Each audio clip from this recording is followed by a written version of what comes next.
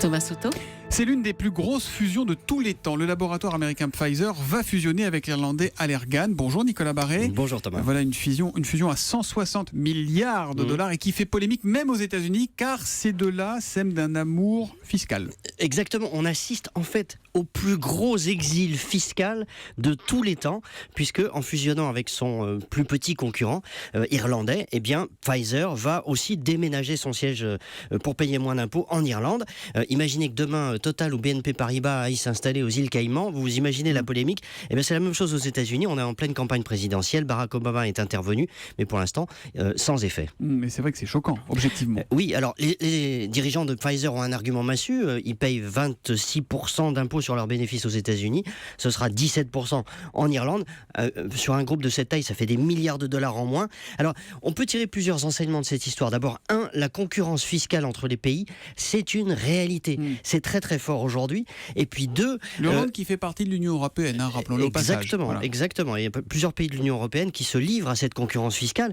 Et deux, justement, les pays ne peuvent pas uniquement s'aligner sur le mieux-disant. Parce que si la France avait la fiscalité du Luxembourg, on n'aurait pas de quoi se payer 3 rafales pour aller bombarder Daesh. Donc, il faut bien que les pays se parlent. Il faut harmoniser leur fiscalité. C'est facile à dire, c'est difficile à faire, mais ça progresse quand même, notamment au niveau de l'OCDE. Et est-ce qu'une histoire comme celle-là pourrait arriver en France? Mais attendez Thomas, c'est déjà le cas. C'est déjà le cas. Si vous prenez les entreprises du CAC 40, ArcelorMittal est au Luxembourg, Lafarge est en Suisse, pour des raisons fiscales aussi, Airbus est aux Pays-Bas, Solvay est en Belgique, etc. Sur l'ensemble du CAC 40, on estime qu'il y a une douzaine de groupes qui ont soit déménagé leur siège, soit vidé leur siège de leurs principaux dirigeants pour qu'ils s'installent à l'étranger pour des raisons fiscales.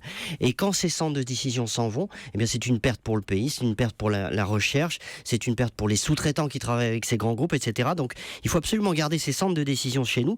Pour ça, il faut une fiscalité qui ne soit pas trop décalée par rapport aux autres pays. Sinon, c'est l'exil et ce sont toujours des départs sans retour. Voilà, une affaire que le Figaro Économie résume assez joliment ce matin avec ce titre: Pfizer avale Allergan pour échapper au fisc américain. Le monde des affaires, Nicolas, n'a pas toujours de morale, mais il fait quand même jamais preuve de civisme. Enfin, rarement. Nicolas Barré, directeur de la rédaction des Échos, et son édito tous les matins après le journal de 8h sur Europe 1. À demain, Nicolas. À demain.